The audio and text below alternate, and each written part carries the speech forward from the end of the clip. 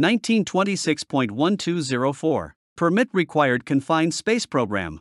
Each entry employer must. 1926.1204a. Implement the measures necessary to prevent unauthorized entry. 1926.1204b. Identify and evaluate the hazards of permit spaces before employees enter them. 1926.1204c. Develop and implement the means, procedures, and practices necessary for safe permit space entry operations, including, but not limited to, the following.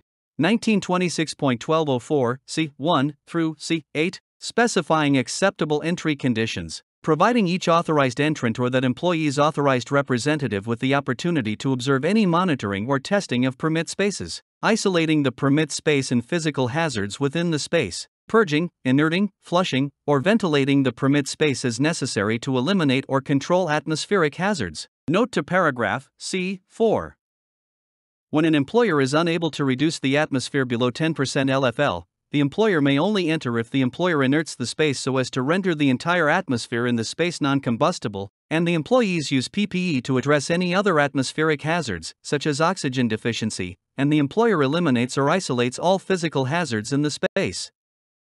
Determining that, in the event the ventilation system stops working, the monitoring procedures will detect an increase in atmospheric hazard levels in sufficient time for the entrants to safely exit the permit space. Providing pedestrian, vehicle, or other barriers as necessary to protect entrants from external hazards. Verifying that conditions in the permit space are acceptable for entry throughout the duration of an authorized entry, and ensuring that employees are not allowed to enter into, or remain in, a permit space with a hazardous atmosphere unless the employer can demonstrate that personal protective equipment, PPE, will provide effective protection for each employee in the permit space and provides the appropriate PPE to each employee. And eliminating any conditions, for example, high pressure, that could make it unsafe to remove an entrance cover.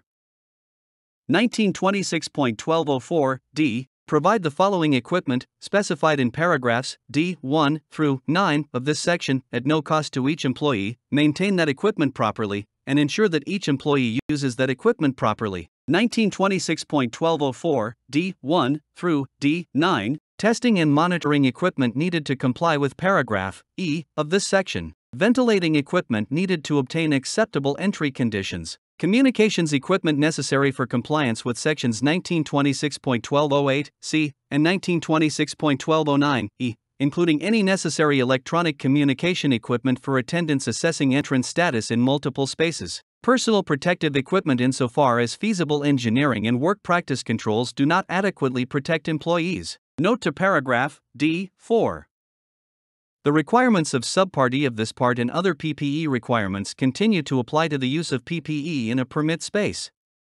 For example, if employees use respirators, then the respirator requirements in section 1926.103, respiratory protection, must be met.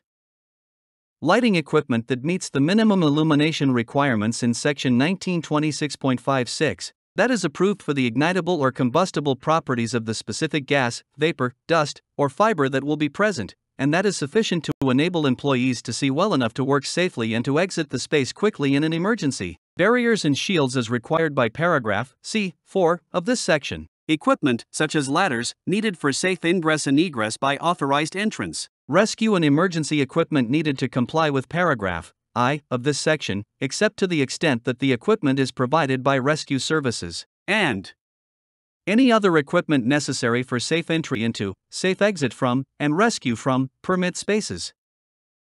1926.1204 E. Evaluate permit space conditions in accordance with the following paragraphs E1 through 6 of this section when entry operations are conducted. 1926.1204 E1. Test conditions in the permit space to determine if acceptable entry conditions exist before changes to the space's natural ventilation are made, and before entry is authorized to begin, except that, if an employer demonstrates that isolation of the space is infeasible because the space is large or is part of a continuous system, such as a sewer, the employer must. 1926.1204 E1 I through E1 3. If entry is A, perform pre-entry testing to the extent feasible before entry is authorized, and authorized, continuously monitor entry conditions in the areas where authorized entrants are working, except that employers may use periodic monitoring in accordance with paragraph E2 of this section for monitoring an atmospheric hazard if they can demonstrate that equipment for continuously monitoring that hazard is not commercially available.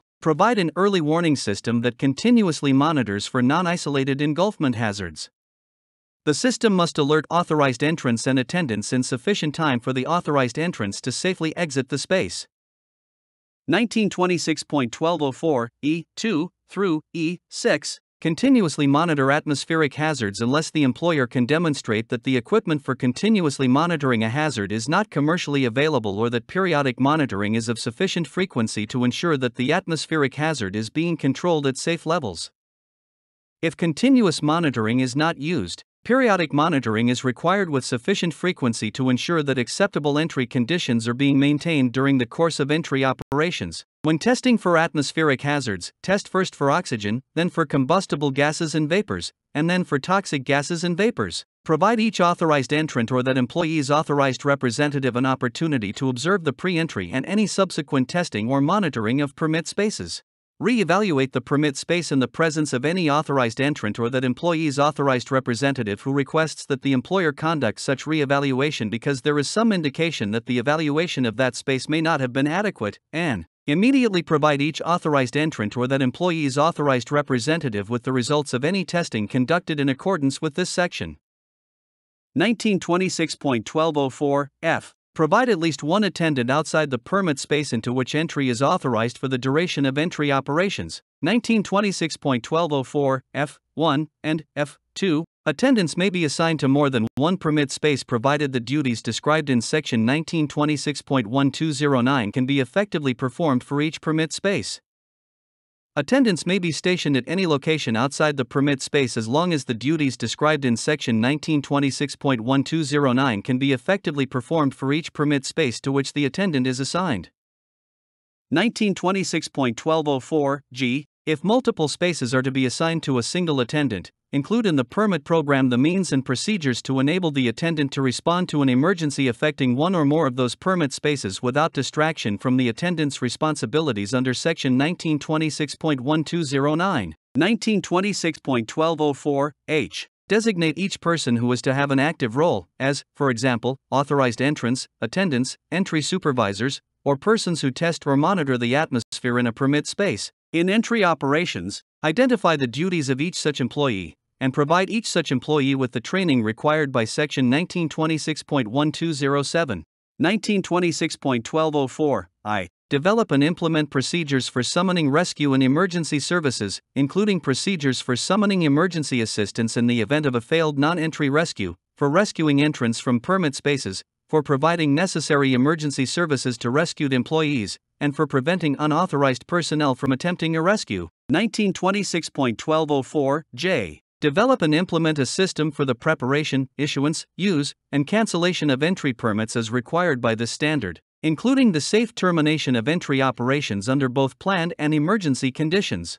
1926.1204 K. Develop and implement procedures to coordinate entry operations, in consultation with the controlling contractor. When employees of more than one employer are working simultaneously in a permit space or elsewhere on the worksite where their activities could, either alone or in conjunction with the activities within a permit space, foreseeably result in a hazard within the confined space, so that employees of one employer do not endanger the employees of any other employer. 1926.1204 L. Develop and implement procedures, such as closing off a permit space and canceling the permit, necessary for concluding the entry after entry operations have been completed. 1926.1204 M. Review entry operations when the measures taken under the permit space program may not protect employees and revise the program to correct deficiencies found to exist before subsequent entries are authorized. And note to paragraph M. Examples of circumstances requiring the review of the permit space program include, but are not limited to, any unauthorized entry of a permit space, the detection of a permit space hazard not covered by the permit, the detection of a condition prohibited by the permit, the occurrence of an injury or near miss during entry, a change in the use or configuration of a permit space, and employee complaints about the effectiveness of the program. 1926.1204 N. Review the permit space program, using the cancelled permits retained under Section 1926.1205 F within 1 year after each entry and revise the program as necessary to ensure that employees participating in entry operations are protected from permit space hazards. Note to paragraph N. Employers may perform a single annual review covering all entries performed during a 12-month period. If no entry is performed during a 12-month period, no review is necessary.